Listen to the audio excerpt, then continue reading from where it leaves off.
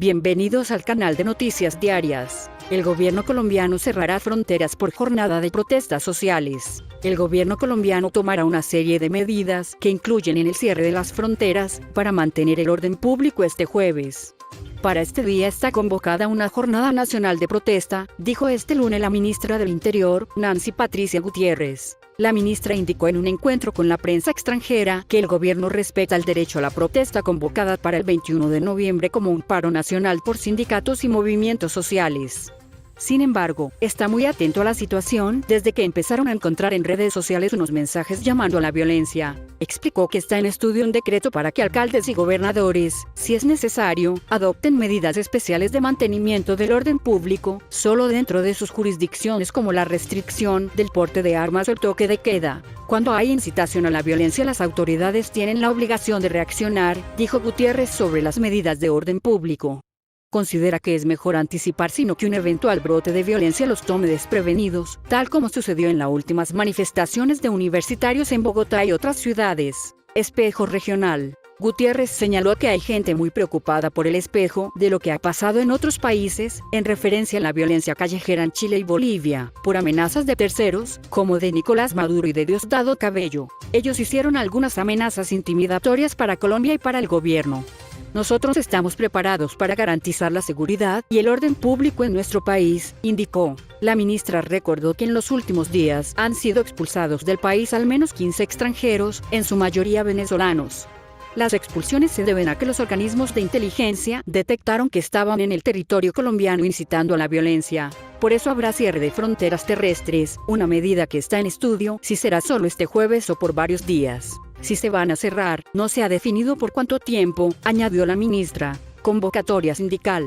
Los sindicatos que convocaron las movilizaciones de este jueves dijeron que irán a la calle para protestar en contra de las reformas del presidente Iván Duque. Los sindicatos destacaron que con dichas reformas se pretende acabar con el Fondo Estatal de Pensiones Colpensiones, aumentar la edad de jubilación y contratar a los jóvenes con salarios inferiores al mínimo, entre otras medidas que el propio Duque asegura que no han sido propuestas por su gobierno. A las movilizaciones se sumarán distintos sectores sociales para expresar su desacuerdo con Duque por la forma de manejar el acuerdo de paz con las FARC. También por el asesinato de indígenas y líderes sociales, la corrupción y las privatizaciones. A su vez, por supuestos incumplimientos de los compromisos del gobierno en materia de recursos para la educación, entre otros motivos. Respuesta oficial. Gutiérrez dijo que la sociedad está en su derecho de manifestarse, pero hay sectores que quieren aprovechar esta coyuntura para sacar provecho político. Hay sectores de oposición que indiscutiblemente quieren desestabilizar al país y al gobierno, dijo. En un país altamente polarizado políticamente como Colombia, las redes sociales están incendiadas por las polémicas entre quienes apoyan la protesta del jueves y los que se oponen a ella. Han intervenido artistas como Carlos Vives, la nueva señorita Colombia, María Fernanda Aristizábal, el exfutbolista Faustino Asprilla, la actriz Amparo Grisales, entre otros. Delcy Rodríguez. Pompeo incitó a la FARC a dar un golpe de Estado. La vicepresidenta de la República, Delcy Rodríguez, exigió este lunes que se respete el gobierno constitucional del presidente Nicolás Maduro y rechazó el golpe de Estado que, según ella, se realizó en Bolivia. Pompeo, a través de un mensaje de Twitter, llamó a las Fuerzas Armadas hace una semana a que dieran un golpe de Estado en Venezuela y eso no lo vamos a permitir. Hay que ser muy fantasioso para pensar que Estados Unidos puede dar órdenes a nuestra Fuerza Armada Bolivariana. Pero no es fantasioso, sabemos que su objetivo es el derrocamiento del gobierno constitucional, dijo Rodríguez en una reunión con el cuerpo diplomático acreditado en el país, desde la sede de la Casa Amarilla. Agregó que el bloqueo económico se vio recrudecido cuando en enero de este año un diputado se autoproclamó en una plaza. Parecía un mal teatro o una comedia, pero entrañó hechos posteriores y comprensibles, dijo. El diálogo se mantiene. Rodríguez ratificó que el diálogo con la oposición venezolana sigue vigente, a pesar que un sector del grupo se mantiene al margen de las conversaciones. Hoy contamos con 3 iniciativas de diálogo muy importantes, en pro de la democracia y el entendimiento nacional. Nosotros ratificamos una realidad y es que el extremismo no es la salida para Venezuela, ni la violencia. Arrebatar el poder por la fuerza no es el camino, dijo. La vicepresidenta recalcó que hay una reunión de la Mesa de Diálogo Nacional. Esto demuestra que estamos avanzando en el entendimiento con sectores de la oposición venezolana. También hay una comisión preliminar para designar un nuevo NI. En esa comisión está Guaidó y sus representantes negociando con el gobierno la designación de los rectores. Insistió en que no es justificable que violentos en Venezuela busquen desestabilizar y atentar contra la integridad territorial del país y el pueblo venezolano. Vean las imágenes de la marcha opositora. Ni siquiera llegaron a 5.000 participantes a nivel nacional. Los seguidores de Juan Guaidó le piden que ya deje de mentir. Están de moda los autoproclamados. Llamó a los embajadores a mostrar en sus países la realidad de Venezuela. Estados Unidos quiere imponer un autoproclamado en Venezuela como de lugar y por eso el bloqueo y el acoso al pueblo, señaló. Sobre Bolivia indicó que ahora se puso de moda los autoproclamados. Hay una señora en Bolivia que se autoproclamó como su presidenta y está masacrando al pueblo boliviano.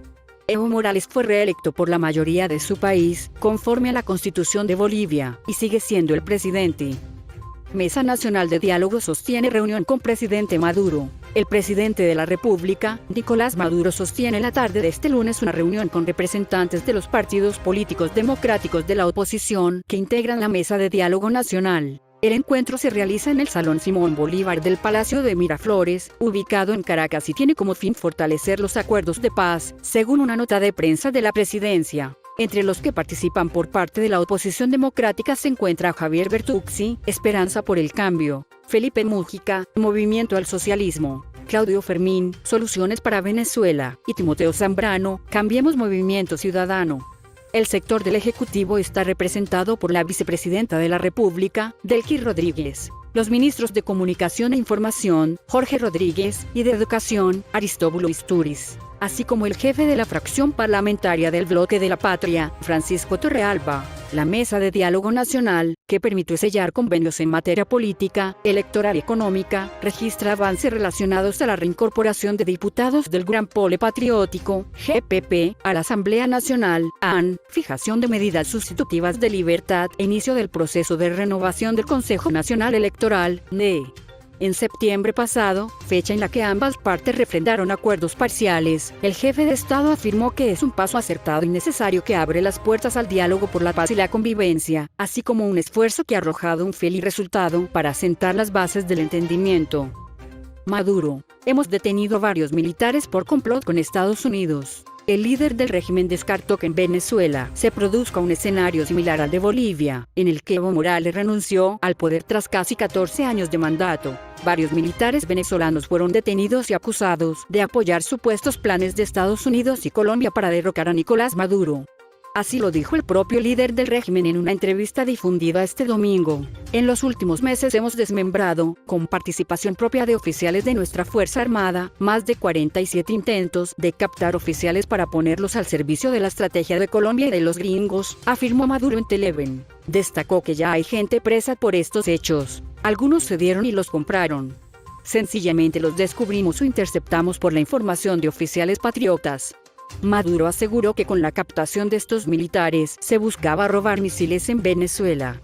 Además de tratar de anular el sistema de aviones Sukhoi, de radares fijos y móviles, y el sistema de torpedos y defensa misilística de la Armada Bolivariana, descartó que en Venezuela se produzca un escenario similar al de Bolivia, donde Evo Morales renunció al poder tras casi 14 años. La Fuerza Armada venezolana no se va a arrodillar más nunca a los gringos, ni se va a poner más nunca al servicio de la oligarquía de este país, señaló Maduro, que culpa a Washington de alentar el golpe de Estado que forzó la renuncia de Morales en Bolivia.